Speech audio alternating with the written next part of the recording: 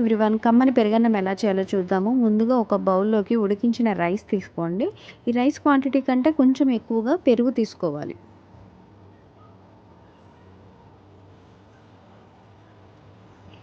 ఈ రెండింటిని బాగా మెత్తగా కలుపుకొని ఒక పక్కన పెట్టుకోండి. తర్వాత స్టవ్ మీద కడాయి పెట్టుకొని అందులో 2 స్పూన్ల వరకు నూనె తీసుకోండి. ఈ నూనె కాస్త వేడెక్కిన తర్వాత అందులో పల్లీలు వేసుకోండి. పల్లీలతో పాటు ఒక 3-4 ఎండుమిర్చి వేసుకోండి. స్టవ్ ఫ్లేమ్ తక్కువగా ఉంచుకొని దీంట్లో కొద్దిగా తాలింపు గింజలు వేసుకోండి. ఇవి కాస్త రంగు మారే వరకు కలుపుతూ ఉండాలి.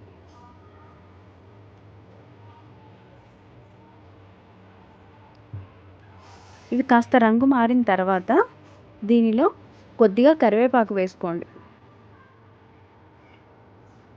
కరివేపాకు, ఎండుమిర్చి, పల్లీలు ఇవి లో ఫ్లేమ్లో ఉంచి ఫ్రై చేసుకోవడం వల్ల పెరుగన్నం తినేటప్పుడు క్రిస్పీగా బాగుంటుంది.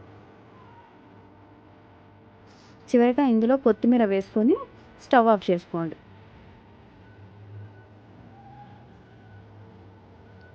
తర్వాత మనం ముందుగా ప్రిపేర్ చేసుకున్న పెరుగన్నంలోకి తగినంత ఉప్పు వేసుకోండి.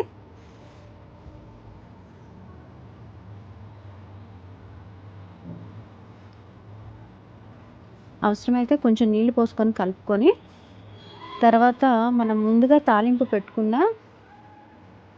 తాలింపుని ఈ పెరుగన్నంలోకి కలుపుకోండి.